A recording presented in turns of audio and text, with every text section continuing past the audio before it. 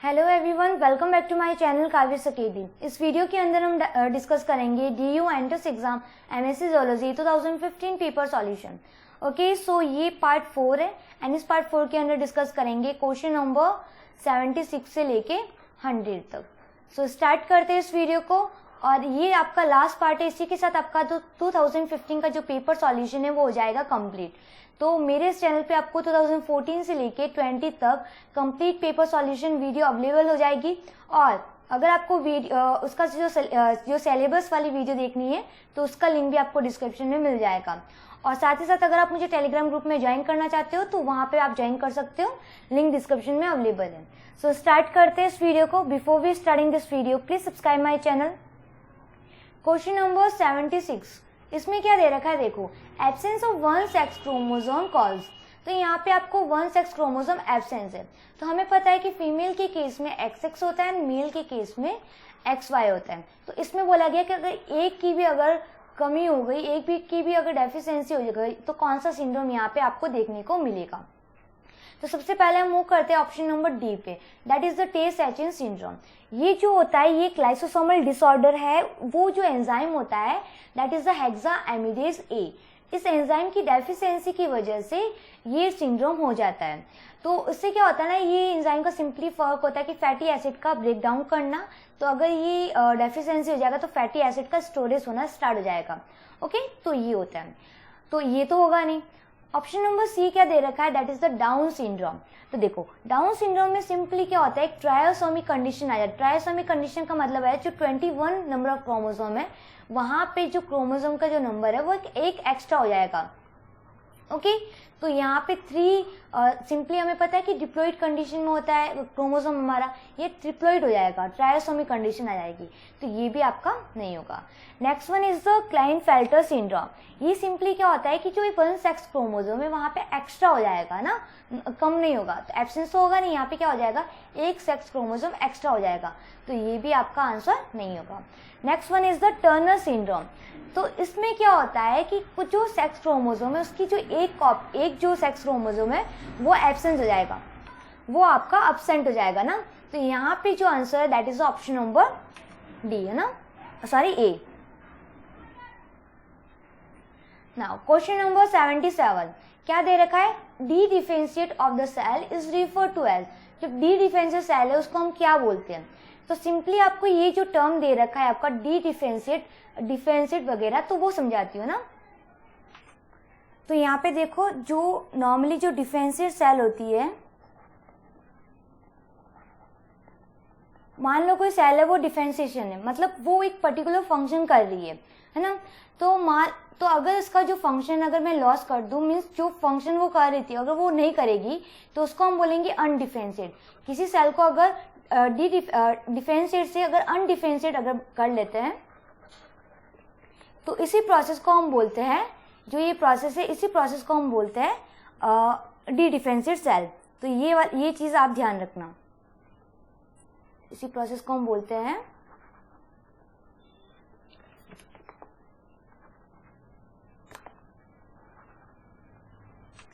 और अगर कोई सेल मान लो ये डी डिफरेंशिएट थी, अनडिफरेंशिएट किया तो उसको हमने क्या बोला, डी डिफरेंशिएट, मीन्स इसका जो फंक्शन है वो लॉस हो चुका है। अगर कोई सेल है उसको अनडिफरेंशिएट हो गई, उसको अगर वापस अगर मैं डी डिफरेंशिएशन करूं, मतलब उसको वापस फंक्शन को गेन करवाऊं, तो इस टाइप के सेल को हम बोलते हैं, इस टाइप के प्रोसेस को हम बोलते हैं रीडिफरेंशिएशन, है ना। तो ये जो दो टर्म है वो आप दोनों याद रख लेना।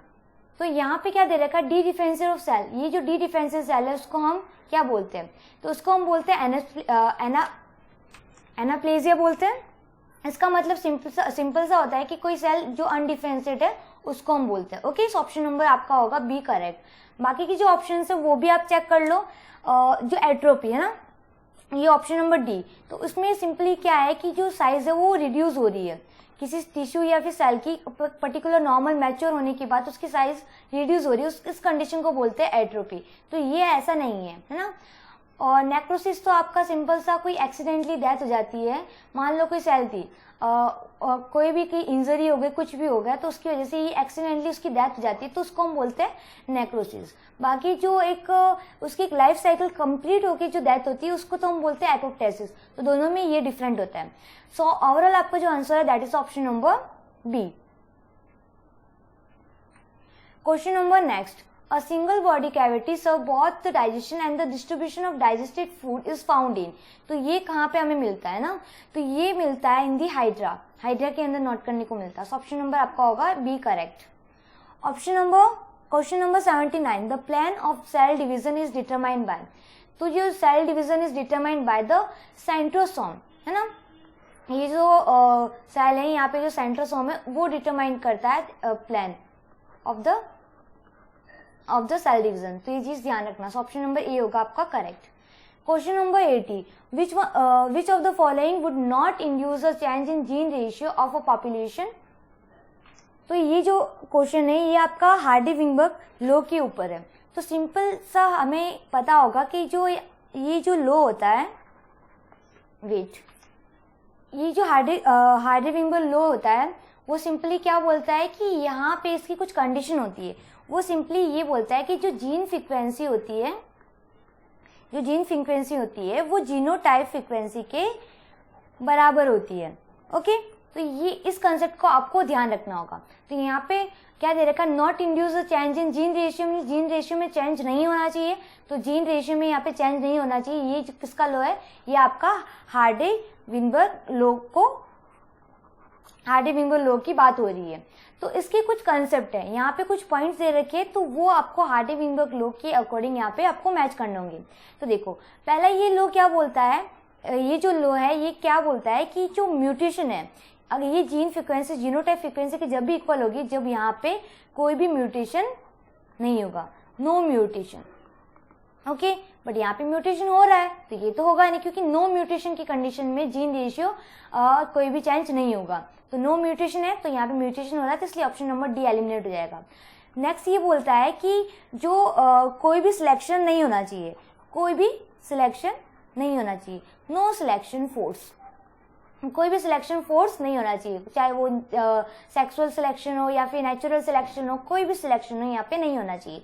बट यहाँ पे तो हो रहा है ना, देखो ऑप्शन नंबर डी सी के अंदर सेक्सुअल सिलेक्शन, बट यहाँ पे क्या दे रखा है कि कोई भी सिलेक्शन नहीं होना चाहिए, तो ये भी नहीं होगा। थर्ड ये बोलता है कि यहाँ पे नो माइग्रेशन है ना, कोई भी माइग्रेशन आपका नहीं होना चाहिए, कोई भी माइग्रेशन नहीं, चाहे वो एमिग्रेशन हो या फिर इमिग्रेशन हो, कोई भी माइग्रेशन नहीं होना चाहिए। तो यहाँ पे तो हो रहा है बी में, तो ये भी आपका नहीं होगा, क्योंकि अगर माइग्रेशन हो गया तो जीन की जो रेशियो में चेंजेस हो जाएगा, तो ये भी नहीं होगा। फिर बोलता है ये कि जो रैंडम मैटिंग है वो हो जानी चाहिए, रैंडम मैटिंग से यहाँ पे कुछ भी जीन रेशियो में कोई भी इफेक्ट नहीं पड़ेगा, है ना। तो यहाँ पे do not change in their gene ratio, तो ये हो रहा है। ऑप्शन नंबर आपका होगा ए करेक्ट। तो ये कुछ पॉइंट्स है वो आपको लर्न करने, और भी बहुत सारे पॉइंट्स हैं लाइक नो जेनेटिक ड्रिफ्ट, ये भी चीज ध्यान रखना, कोई भी जेनेटिक ड्रिफ्ट नहीं होना चाहिए। और जो बस ये सारी चीजें आपको यहाँ पे लर्न कर ली। तो ये जो पॉइंट्स है आप ध्यान रखना, इस पॉइंट के ऊपर एक ना एक क्वेश्चन आपको मिल ही जाएगा। ओके, सो ऑप्शन नंबर आपका होगा ए करेक्ट। क्वेश्चन नंबर 81, देखो क्वेश्चन नंबर 81 में क्या दे रखा है, which technique would the scientist use to produce million of copies of a specific segment of DNA। तो यहाँ पे ऐसी कौन सी टेक्निक है जो डीएनए का मिलियन ऑफ स्पेसिफिक डीएनए की जो सेगमेंट है उसकी मिलियन ऑफ कॉपी बना सकते हैं। सिंपल सा, दैट इज द पीसीआर है ना, पॉलीमर चेन रिएक्शन। ये इस टाइप के क्वेश्चन भी काफी ज्यादा पूछा गया। ऑप्शन नंबर आपका होगा बी करेक्ट। ध्यान रखना, पीसीआर आप अच्छे से लर्न कर लेना, उसमें कौन कौन से क्या क्या यूज आ रहा है, वो उसमें क्या क्या टेक्निक में, मीन्स जो जितनी डिटेल ले सको उतनी आप पीसीआर के बारे में ले लेना। Question number 82, the type of ecosystem which is the highest mean of plant productivity is। Simple सा, that is the tropical rain forest. Option number आपका होगा सी करेक्ट। ये क्वेश्चन भी डायरेक्ट क्वेश्चन है ना। Question number 83, the age of pyramid with broad base indicate।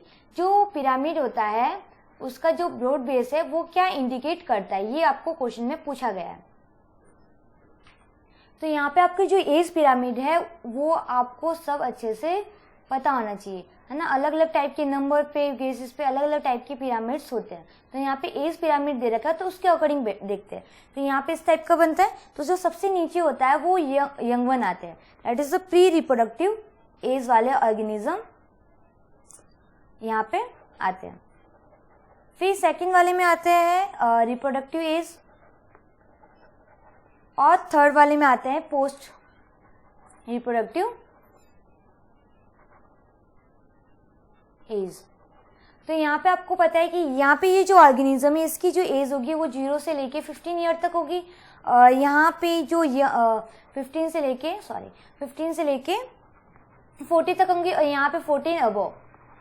Okay, तो यहाँ पे आपको ये पता होना चाहिए कि यहाँ पे आपको पूछा गया है जो एज ऑफ पिरामिड है, जो ब्रॉड बेस है, ये जो नीचे वाला एरिया है वो क्या इंडिकेट कर रहा है। ये सिंपल सा इंडिकेट कर रहा है कि यहाँ पे जो यंग की जो परसेंटेज है वो कैसे है, हाई है। बाकी जो ये ब्रॉड बेस की बात करें, बस इतना सा आपको ध्यान रखना है। तो यंग एज की आपकी परसेंटेज हाई है कहाँ पे, ऑप्शन नंबर ए में। सो ऑप्शन नंबर ए होगा आपका करेक्ट। ये क्वेश्चन भी डायरेक्टली पहले पूछा गया था। Question number 84, unrestricted reproductive capacity of a population is called. Unrestriction का मतलब कोई भी रेस्ट्रिक्शन नहीं है, मीन्स जो ग्रोथ है वो एक्सपोनेंशियली ग्रोथ होता जा रहा है। यहाँ पे कोई भी लिमिट नहीं, मीन्स कोई भी कैरिंग कैपेसिटी यहाँ पे देखने को नहीं मिलेगी। तो ये जो होता है उसको हम डिनोट करते हैं आर से। जब भी कोई अनरेस्ट्रिक्टेड मीन्स बायोटिक पोटेंशियल बोलते हैं, है ना, तो बायोटिक पोटेंशियल होगा आपका यहाँ पे करेक्ट आंसर। इसको हम कैसे डिनोट करते हैं, birth rate minus death rate. तो ये चीज भी ध्यान रखना, इसको हम इंट्रिंसिक ग्रोथ रेट भी बोलते हैं। Question number 85, the radial canal in sponge are. तो जो रेडियल कैनाल है वो लाइन बार आर्कियोसाइड तो है नहीं, ये तो कोइनोसाइड से, ऑप्शन नंबर ये तो होगा नहीं। सी क्या दे रहा है, कनेक्ट टू इनकरेक्ट कैनाल। ये जो रेडियल कैनाल है वो इनकरेंट कैनाल से कनेक्टेड है बाय द एपोपाइल। ऐसा नहीं है, देखो incurrent canal and the radial canal, और इसके बीच में ये प्रोसोफाइल है। यहाँ पे एपोफाइल तो लास्ट में आता है, तो ये इन दोनों के बीच में यहाँ पे अगर यहाँ पे क्या होना चाहिए, दैट इज द प्रोसोफाइल। तो ये भी आपका नहीं है ऑप्शन नंबर। तो इसलिए आपका जो आंसर होगा that is the invagination of body walls. Option number A होगा आपका correct. Question number 86, in octopus the ink is ejected through. तो वो होता है एनएस के थ्रू। ऑप्शन नंबर आपका होगा B correct. Question number 87, in starfish stone canal is associate with. जो स्टोन कैनाल है वो एसोसिएट होता है with the water vascular system. Option number D होगा correct. Question number 88, a substance secreted by organism that evoke response in the individuals of another species। क्या दे रखा है, another species which is the favorable for the emitter। जो sender है उसको तो favourable है, और यहाँ पे जो एवेक रिस्पॉन्स है वो अनदर स्पीसीज। यहाँ पे इंटर स्पीसीज की बात हो रही है, दो डिफरेंट स्पीसीज के बीच में। तो देखो कुछ टर्म्स है, सारे टर्म को एक बार हम देख लेते हैं। तो यहाँ पे क्या होता है कि जो सेमी केमिकल, जो सेंडर और रिसीवर की जो केमिकल्स ट्रांसफर होता है वो कैसे होता है। एक होता है आपका फिरोमोन्स। फिरोमोन्स सिंपली क्या होता है, सेम स्पीसीज के बीच में जनरली होता है, that is the intra specific होता है, मैसेज होता है। ओके, जो सेम स्पीसीज के बीच में आपस में मैसेज को सेंड या रिसीव किया जाता है। तो यहाँ पे वो भी होता है अपने पार्टनर को अट्रैक्ट करने के लिए, ट्रायल मेकिंग, या फिर अलार्म के लिए, है ना, कुछ भी हो सकता है फिरोमोन्स। सेकेंड आपका होता है एलोकेमिकल। तो क्वेश्चन में यहाँ पे देखो सेम स्पीसीज नहीं दे रखा था, वहां पे क्या दे रखा था, अनदर स्पीसीज दे रखा था, इसलिए फिरोमोन्स यहाँ पे आपका जो ऑप्शन है वो यहाँ पे नहीं होगा। बाकी जो यहाँ पे option number B, that is the allelochemical. Simply ये होता है कि दो डिफरेंट स्पीसीज के बीच में आपस में कोई केमिकल एक्सचेंज हो रहा है। तो ये भी अगेन सब टाइप के होते हैं। इसको अच्छे से आप वीडियो को पॉज करके देख लेना, मैं शॉर्टकट बता रही हूँ। तो अब पहला क्या है आपका एलोमोन्स। सिंपली इसमें क्या होता है कि जो सेंडर होता है उसको बेनिफिट होता है, और जो रिसीवर होता है उसको यहाँ पे क्या होता है, हार्मफुल होता है ना, उसको फायदा नहीं होता है। तो सेंडर को बेनिफिट हो रहा है। ऑप्शन नंबर सेकंड में क्या दे रखा है, कैलमोन्स। तो सिंपली क्या होता है, ये जो रिसीवर है उसको बेनिफिट हो रहा है, और जो सेंडर है उसको क्या हो रहा है, हार्मफुल इफेक्ट हो रहा है। और ऑप्शन नंबर सी में क्या दे रखा है, दोनों को प्रॉफिट हो रहा है। तो क्वेश्चन में देखते हैं यहाँ पे क्या हो रहा है, सेंडर को बेनिफिट हो रहा है और यहाँ पे आपका इसमें भी तो ये दे रखा है fable for the emitter means sender को यहाँ पे बेनिफिट हो रहा है। ऑप्शन नंबर आपका हो जाएगा बी करेक्ट। वीडियो को पॉज करना, इसको सारे ऑप्शंस को आप अच्छे से देखना, आपको अच्छे से समझ में आ जाएगा। Okay, question number 89, Centrum in 8 vertebra of frog is. तो सिंपल सा दैट इज द एम्फिसिलस। ये क्वेश्चन भी आ रखा है। Question number 90, Minmata disease is a pollution related disease which result from। तो क्या होता है ना कि जो लोग फिश ज़्यादा खाते हैं उनको ये डिजीज होती है। सिंपली इनकी बॉडी के अंदर जो मरकरी की कंसंट्रेशन है, मिथाइल मरकरी पॉइजनिंग हो जाता है। मरकरी की कंसंट्रेशन मिथाइल मरकरी पॉइजनर क्यों होता है, क्योंकि जो वो लोग फिश ज़्यादा खाते हैं। क्योंकि जो फिश है एक्वाटिक, जो मीन्स जो पानी के अंदर, पानी अगर पॉल्यूटेंट होगा तो वो फिश उसको पॉल्यूटेंट उसकी जो भी मरकरी है उसकी बॉडी के अंदर चल जाएगी। और अगर इस फिश को अगर कोई ह्यूमन खाता है तो उसकी बॉडी के अंदर ये मिथाइल मरकरी पॉइजनिंग हो जाता है। तो ज़्यादा जो एक्सेस अमाउंट में जो फिश खाते हैं उनको ये डिजीज होने के चांसेस ज़्यादा होते हैं। सो ऑप्शन नंबर आपका होगा C correct. Question number 91, the calorigenic effect of the thyroid hormone enable us to adapt. अगर कैलोरोजेनिक इफेक्ट है थायराइड हार्मोन में तो ये क्या चीज अडेप्ट नहीं करेगा। कैलोरोजेनिक में सिंपल सा जो टेम्परेचर होता है, मीन्स कैलोरोजेनिक का सिंपल सा मतलब होता है कि वो ऑक्सीजन ज्यादा कंज्यूम करेगा और ऑक्सीजन ज्यादा कंज्यूम करने की वजह से मेटाबॉलिक रेट हाई होगी और उसका जो बॉडी है वो हीट जनरेट करेगा, हाई टेम्परेचर होगा। लो ऑक्सीजन लेवल नहीं होगा, यहाँ पे हाई ऑक्सीजन लेवल होगा, क्योंकि लो ऑक्सीजन में वो अडेप्ट यहाँ पे नहीं कर पाएगा, है ना। तो ऑप्शन नंबर आपका होगा A correct. Question number 92, when a bacteriophage is integrated into the cellular genome is called. इसको सिंपल सा हम बोलते हैं प्रोफेज। ऑप्शन नंबर आपका होगा बी करेक्ट। क्वेश्चन नंबर 93, इसमें क्या दे रखा है आपका, in evolution of the land vertebra which of the following aortic arch has been retain. तो ये आपका है option number D, that is the sixth ना। ये एक बार आप, मैं नॉट श्योर हूँ, आप एक बार चेक कर लेना। Question number 94, the Mullerian duct of vertebra embryo. तो ये जो होता है that is the develop into the serve as a uterus in female. Okay, तो ये चीज ध्यान रखना। ऑप्शन नंबर सी होगा करेक्ट। ये डायरेक्ट क्वेश्चन है। Question number 95, which of the following group of the zoo vertebra is now extinct. ये question भी repetitive as it is, that is the placoderms, है ना। सो ऑप्शन नंबर आपका होगा C correct. तो ये भी क्वेश्चन रिपीटेटिव है, ध्यान रखना। Question number 96, foetal stem cell are. तो वो कैसी होती है, वो होती है आपकी प्लूरिपोटेंट। ऑप्शन नंबर आपका होगा सी करेक्ट। ध्यान रखना स्टेम सेल्स के अलग अलग टाइप होते हैं और ये कहाँ कहाँ पे किसके अंदर प्रेजेंट होती है, कौन कौन से स्टेज के अंदर मिलती है और इनकी डेफिनेशन क्या है। तो वो चीजें आप सारी चीजें ध्यान रखना। Okay, question number 97, burner gland is found in. Simple सा जो स्टमक है, स्टमक है, फिर उसके बाद आपका आता है डियोडेनम, है ना, स्मॉल इंटेस्टाइन। तो यहाँ पे जो स्टमक है उसका एनवायरनमेंट कैसा होता है, एसिडिक होता है। तो ये जो एसिडिक जब यहाँ पे जाता है तो श्योर सी बात है, ये जो अगर एसिड यहाँ पे डियोडेनम में चला गया तो उसकी जो वॉल है वो खराब हो जाएगी, है ना, डैमेज हो जाएगी। तो ये जो बर्नर ग्लैंड है जो डियोडेनम में प्रेजेंट होती है, ये एक म्यूसिन नाम का केमिकल सीक्रेट करती है। ओके, तो वो क्या करता है, वो एक एल्कलाइन फ्लूइड है। तो वो क्या करता है कि जो एसिडिक है उसको क्या करेगी, न्यूट्रलाइज करेगी, उसको जो म्यूकस की जो मेम्ब्रेन है उसको प्रोटेक्ट करेगी। सो ऑप्शन नंबर आपका होगा, ये कहाँ पे प्रेजेंट होती है, ये आपकी डियोडेनम में। ऑप्शन नंबर सी करेक्ट होगा। क्वेश्चन नंबर 98, ये क्वेश्चन भी एज इट इज रिपीटेटिव है। Peking man is known as, that is the Sinanthropus pekinensis, है ना। ऑप्शन नंबर डी होगा आपका करेक्ट। ध्यान रखना ये जो है एवोल्यूशन के बारे में, लाइक हॉर्स का एवोल्यूशन ध्यान रखना, इसमें कितने टाइप के लेग्स होते हैं, कब रनिंग क्या वगैरह ना। एंड जो ह्यूमन का एवोल्यूशन है उसमें कौन कौन की स्टेज में क्या क्या चीजें होती है, लाइक कुछ कीवर्ड्स होते हैं ना। आप एक काम करना कि जो एलन की मॉड्यूल्स है उसके अंदर आपको ये एवोल्यूशन की कुछ नोट्स मिल जाएंगे, तो वहां से आप देख लेना। इतना ही काफी, मीन्स बेसिक आपको ध्यान रखना है। ऑप्शन नंबर डी होगा आपका correct. Question number 99, valence line separate, ये जो लाइन वाले क्वेश्चन है ये भी आपको एक ना एक क्वेश्चन मिल ही जाएगा, कितने टाइप की लाइंस होती है, क्या होता है इमेजरी लाइंस है ना, तो वो आप ध्यान रखना।